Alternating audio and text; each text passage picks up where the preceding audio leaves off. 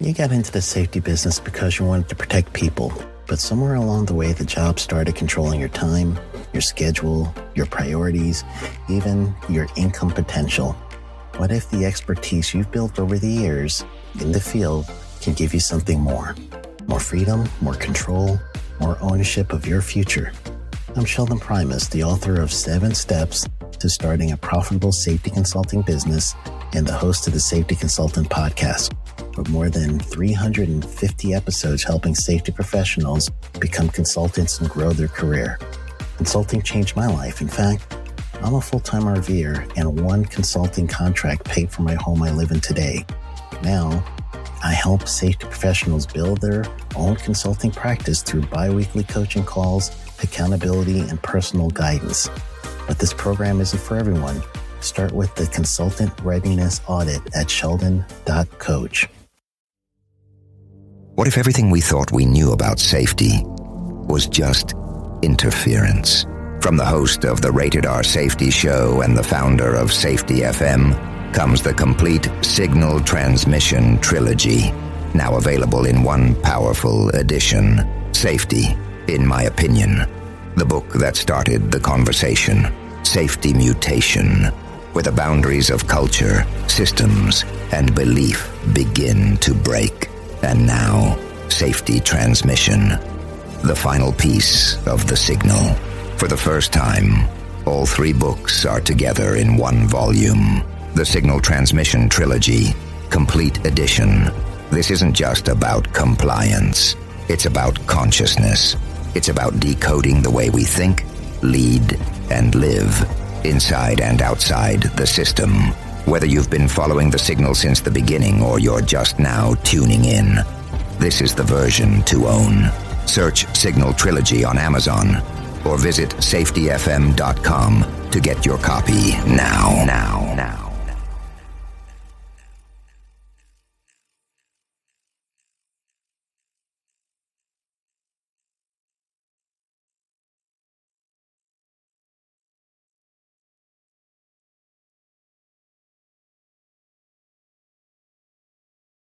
You got into the safety business because you wanted to protect people, but somewhere along the way the job started controlling your time, your schedule, your priorities, even your income potential.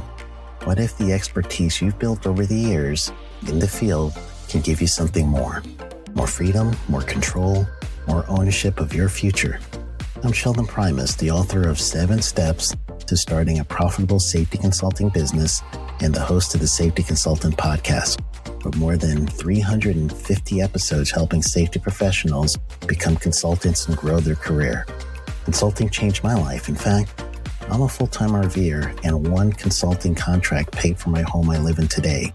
Now, I help safety professionals build their own consulting practice through bi-weekly coaching calls, accountability, and personal guidance. But this program isn't for everyone. Start with the Consultant Readiness Audit at sheldon.coach.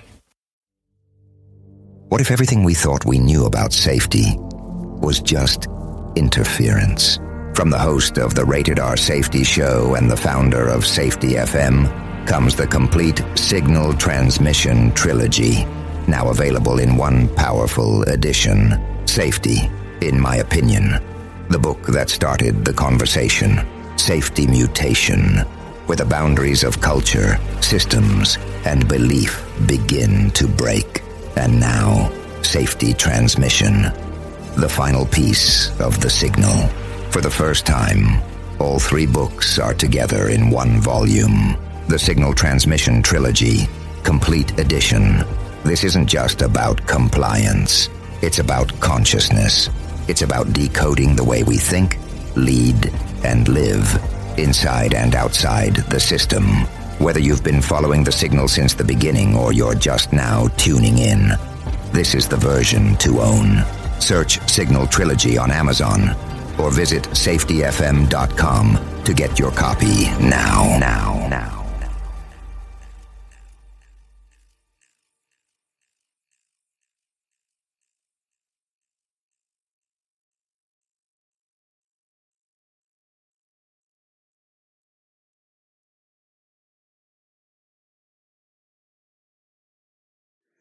SafetyFM.com with Jay Allen. Changing safety cultures, one broadcast and one podcast at a time. Well, hello and welcome to another episode of Safety FM with Jay Allen. I hope everything is good and grand inside of your neck of the woods as we are hanging out on this lovely Tuesday. Yeah, no doubt about that. Here we are. We're in April of 2024. How are you enjoying this? I'm going to tell you, right now where I'm located, it's kind of cold. And I'm not in Florida at the moment, so let's just make sure that we're clear as I do make this particular reference. So let's talk today because I have something for you, and we are coming from the Global Safety Innovation Summit that occurred in Wollongong. At least this episode's going to come to you from there. And if you sit back and take a listen today, this is a presentation that was done by John Wilkes.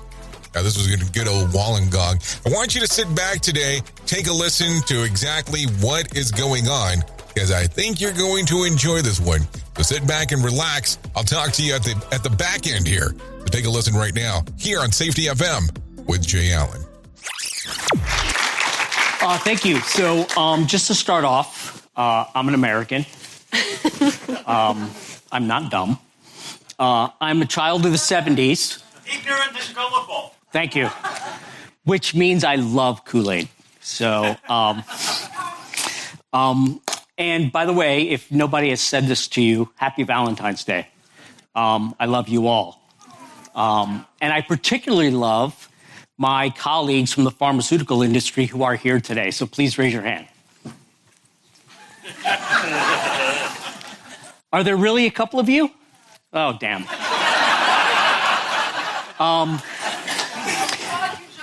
I'm now reflecting on the first thing we heard about not traveling alone. But seriously, being in the pharmaceutical industry, we don't face some of the same risks and challenges that you guys do from industrial accidents, things like that. But I can assure you that my industry can harm on an industrial scale. So let's think about that for a second. How can we do that? Well, we can have supply chain problems and manufacturing issues that result in critical drug shortages. Okay? Check that one off. Okay? How do you know you have a critical drug?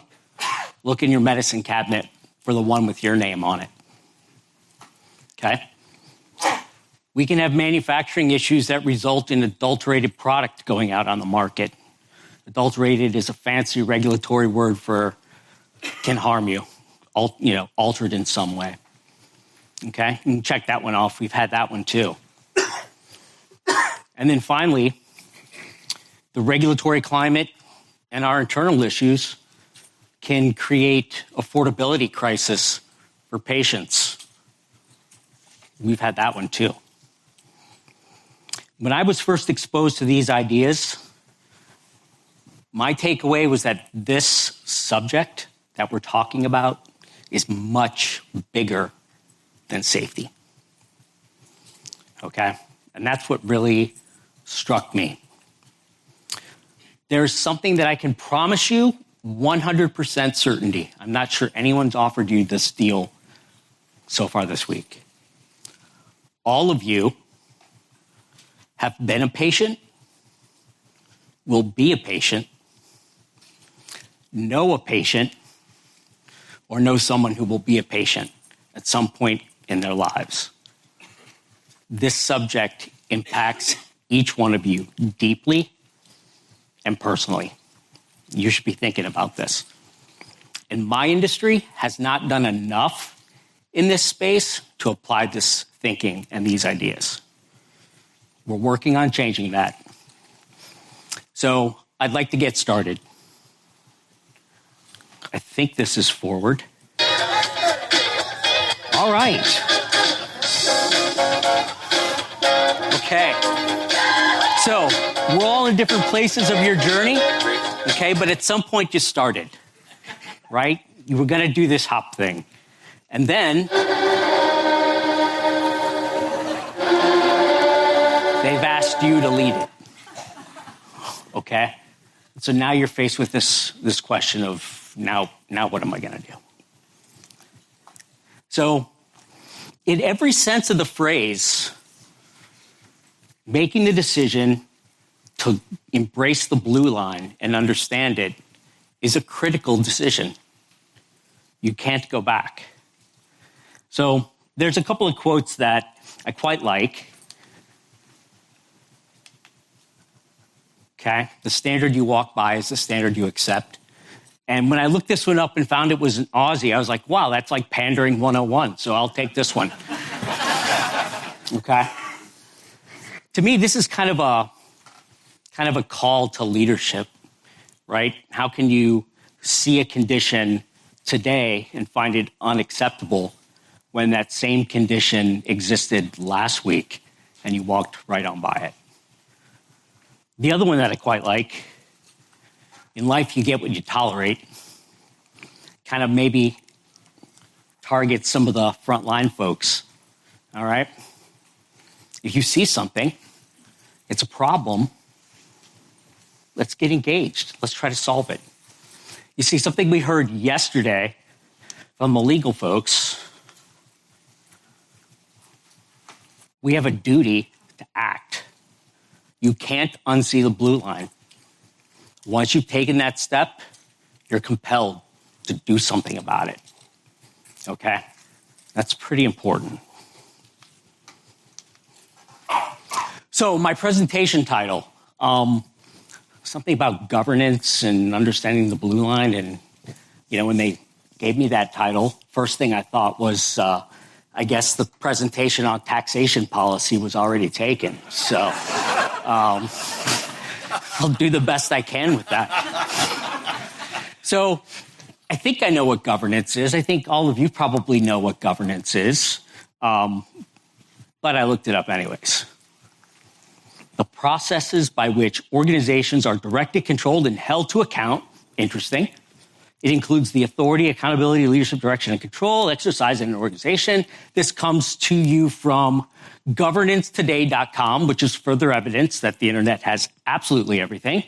And I've now added this site to my blacklist of things that I will never go to again. But there's a word in here that I think is very useful to us, and that's the word processes. We're talking about processes. All right, I know something about that. And then there was another word that I was kind of interested in, and we've heard this word a few times today. Integration, integrate. Okay? The making up or composition of a whole by adding together or combining separate parts or elements. Okay? An integral whole, a making. So I think the challenge before us is really to effectively govern in the blue line. You've got to integrate this thinking across all of your systems. You can't do a little sprinkle here and a little sprinkle there. It's got to become a part of who you are. So I figured I would be compelled to tell you what good looks like. What does good integration look like?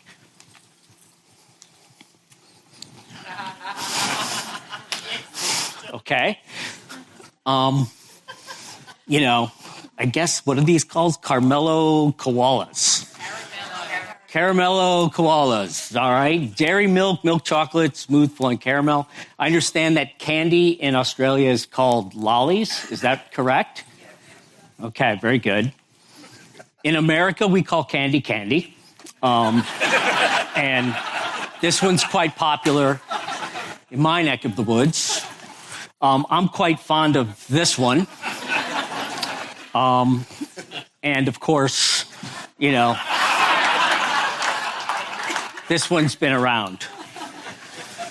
The idea here is that they're better together, okay?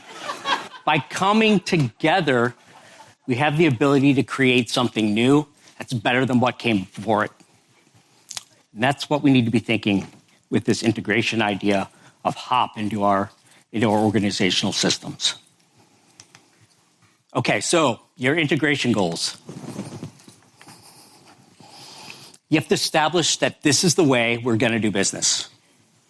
Okay? this is the way we're going to do business. Okay, you're making the whole better. You're creating a new whole. Okay? And most importantly, think about the language that you're using. All right? I'm so happy to see Adam here and his words create worlds. Purposely choose the word integrate over implementation. Okay? Why would we do that? Well, let's think about this for a second. If we say implementation, no matter how well your effort is going, what question are you going to hear more than any other? When? Maybe. Are we done yet? No, we're not. I got like 10 more slides. But that's exactly right. When are you done? When is this thing going to be done? But if we talk about the word integration and it's going well, what do you think the question changes to? Where do we go next? Where do we go next? All right, it's going well. And when we're asking where are we going next, we're creating a positive expectation. And in the poker land, positive expectation means you win in the long run. Okay? So words create worlds. Choose your words carefully. Okay, this is an eye test. I realize that. You'll get these slides. They told you that day one, so don't stress. Many of your processes in your organization are going to need to be reviewed and challenged for integration needs, right? So you've heard many of these already this week. Culture and change management, your incident management processes, rather obviously, quality management processes. We'll mention that in a few minutes. Risk management, open reporting, learning management, okay, yada, yada, yada, all these systems, which is really an interesting way of saying HOP touches everything in your organization. It touches absolutely everything, and you have to look at it that way. So you can get started if you understand a few key things. Your organization's approach to continuous improvement. Okay, is it simple? Is it hard? Is it super formal? Can people just come up with things and new ideas and do them? What's your organization's approach to open reporting? How are you getting this information into your system so that you can potentially act on it? What's your organization's approach to commissioning new projects? Sometimes what we're learning creates new projects. How hard or easy is that? And then something I think that's underappreciated is, do you understand how your organization authorizes new work? Right? Every one of you probably has a job description that defines your duties somewhere. What happens when those duties are changed? Okay, how does your organization approach new work? So each of your blue line discoveries will likely be impacted and need to be considered against, these approaches. So I want to give you some quick stories. Okay, we're going to talk about crab fishing and leaks, company values, hops, and ethics, and then what I call the valve story. So let's get to crab fishing and leaks. Okay, so considering the vast pharmaceutical manufacturing knowledge that we have in the room, I'm going to have to tell you what this is. So this is a sampling manifold that is connected to a large bioreactor. Okay, so when I say bioreactor, think like 10,000 liter beer keg. Okay, and we have to take samples off of this for quality testing. And all of these tubes are connected by this plastic connector here. Now, what's key about this process is that we have to maintain sterility in the line, okay? If the line gets exposed to the environment, there's a risk of contamination. Risk of contamination results in potentially adulterated product, which then cannot be sold. And so we were getting leaks in these connections at a frequency that was enough to be problematic. So what's a leak to a bioreactor sampling manifold mean? Well, depending where we are in the process, It's anywhere between a couple $100,000 US up to $1 million. That if this leak cannot be resolved, sends the product to the drain. Okay? It doesn't take many of these to get people's attention. Even though the scientists love to make arguments about the fact that a modal bacterium cannot swim upstream on a positive pressure gradient in a semi-viscous liquid, okay? The regulator is going to look at you and say, okay, but your product's been exposed to the environment. Too much risk. So it goes to the drain. So what do you think we did? Over the course of many years, lots of new notes, cautions, and warnings in the procedure about please make sure the connectors are tight, okay, awareness memos, okay, some people even got some disciplinary action because they weren't doing this right. When we started doing some of this hop thing, right, we had this idea, why don't we go talk to them? And so we asked, hey, what's hard about this particular job? I mean, we're walking in there with this idea that, look, it's just it's a connection. How hard can this be, right? And so they started telling stories that these connections were really hard to fit together. They're designed to make an audible sound when they're fully seated. And almost to a person, they said, when we seated it, I heard the noise. I thought it was fully seated, but it wasn't. Well, what do you guys need? What would help? So we've got to come up with some way to tell us they're not seated before we start putting liquid through them. Okay? Because the only way you can tell if you have a leak in this current setup is to put liquid through it. And obviously it's too late at that time. So we said, okay, let's go talk about it and figure out what we can do. That's one of those little connectors right there. So I was bored. And, I came across this Deadliest Catch show. And what I observed was that when they would catch these crabs, they would put them against this gauge. And if it fit inside the gauge, it was too small and it went back into the water. If it was bigger, they kept it. And so I said to myself, a fully seated connector must have a fixed size. Can we make a gauge that could tell us if these things are fully seated? I talked to the manager. We talked to the operators. I said, yeah, that might work. We happen to be fortunate enough to have a 3D printer in our facility. And they came up with this thing right here. About $2 American. Leaks went to 0. When the connector's properly seated, it fits perfectly inside this gauge. Okay? What was really cool was, in my industry, these are ubiquitous. And in our organization, they were all over as well. So all we had to do was run about 100 of these out, send them across our company, and leaks across the company associated with poor fitting connectors went to 0. The interesting thing was, what the number one factor was in leaks?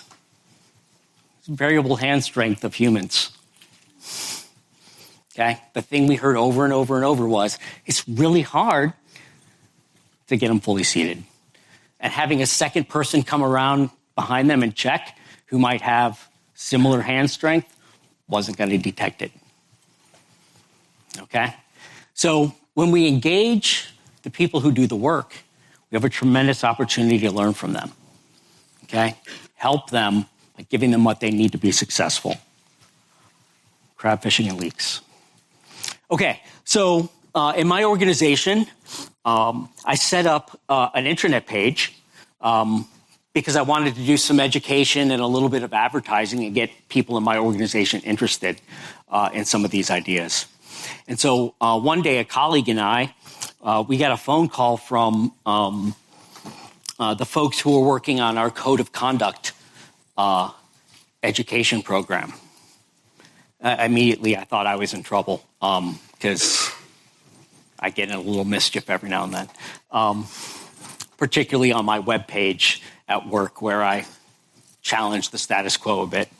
But no, they said, we're reading your page and we want to run something by you. We've been thinking about switching from code of conduct based on compliance to a code of ethics. Because when we're thinking about code of conduct, what we've been kind of discovering is that we're just telling people what to do. But if we get people thinking about what the right thing to do is for the right reason, and we wrap this in an ethical framework, we get people doing the right thing because it's the right thing to do rather than it's the rule. And we think this HOP stuff, we think it has some opportunity there. And so our code of conduct training switched to a code of ethics. And in 2020, for the first time, integrated human and organizational performance. Okay? And what was really neat about this was that it went out to all 80,000 members of the organization. Okay? Now, that's not to say that tomorrow and the next day we had this huge sea change and everybody wanted to do HOP. But we got the conversation started and people started thinking about it, and that moved us forward. Our head of enablement and education and global sustainability had this to say. The company wanted to be valued for the way that it did business. I mentioned the fact that we were switching to a code of ethics. They noticed how comfortably these principles of HOP fit into the ethics work they were doing, which was pretty compelling. And finally, I think one of the things that we can probably all recognize is that these HOP principles, once you understand them and really internalize them, you can't unknow this stuff. It sticks with you. Okay, dare I say, it almost becomes a duty. Finally, I'll leave you with this one. Learning differently changes accountability. So I'm going to tell you the valve story very quickly. What I have circled here may be hard to see, but a maintenance worker was doing some work on a valve. This valve is held open under pressure, and when the pressure fails, the valve fails in a closed state. And so he was doing some work on this particular valve. He had his finger in the valve area. It failed closed. He lost a portion of his finger.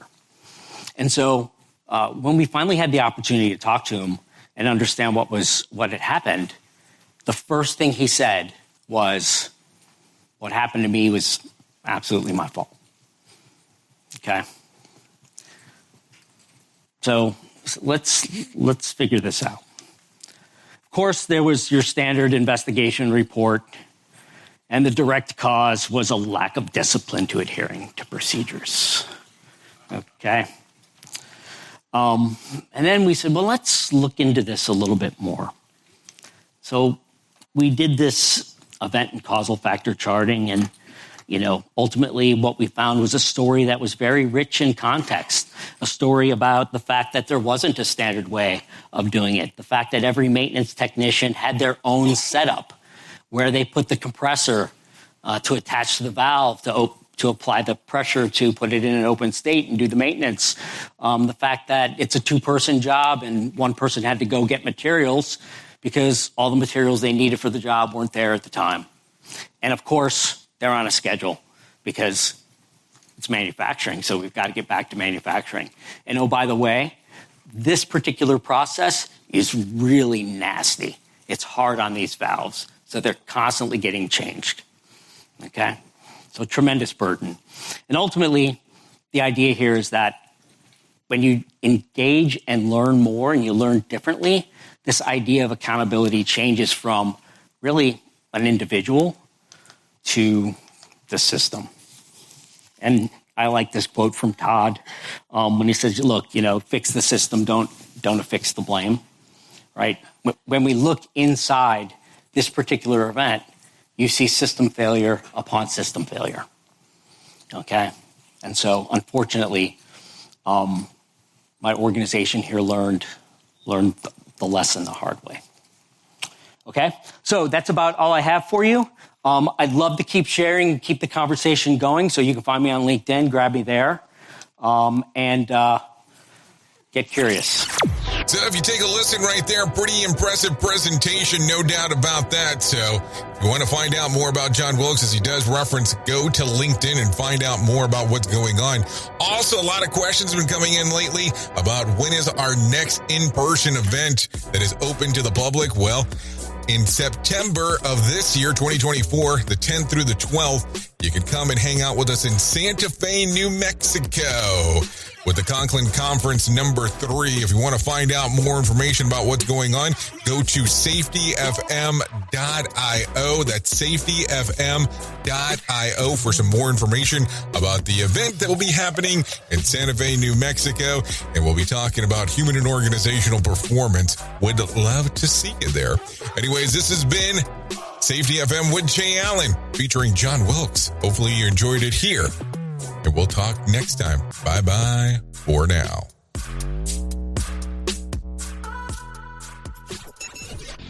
The views and opinions expressed on this podcast are those of the host and its guest and do not necessarily reflect the official policy or position of the company. Examples of analysis discussed within this podcast are only examples. They should not be utilized in the real world as the only solution available, as they are based only on very limited and dated open source information. Assumptions made within this analysis are not reflective of the position of the company.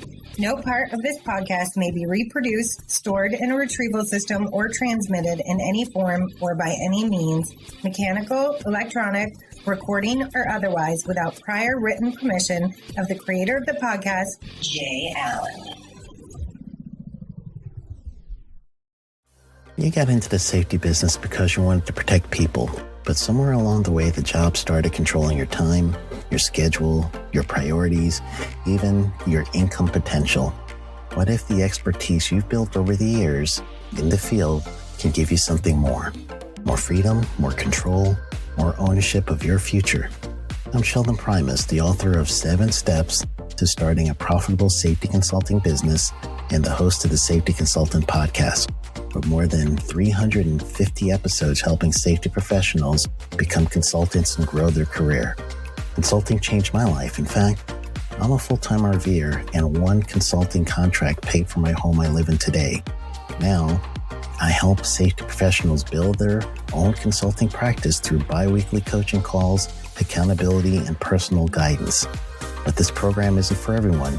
Start with the Consultant Readiness Audit at sheldon.coach. What if everything we thought we knew about safety was just interference? From the host of the Rated R Safety Show and the founder of Safety FM comes the complete signal transmission trilogy, now available in one powerful edition. Safety, in my opinion, the book that started the conversation. Safety Mutation, where the boundaries of culture, systems, and belief begin to break. And now, Safety Transmission, the final piece of the signal. For the first time, all 3 books are together in one volume. The Signal Transmission Trilogy, Complete Edition. This isn't just about compliance. It's about consciousness. It's about decoding the way we think, lead, and live, inside and outside the system. Whether you've been following the signal since the beginning or you're just now tuning in, this is the version to own. Search Signal Trilogy on Amazon or visit safetyfm.com to get your copy now.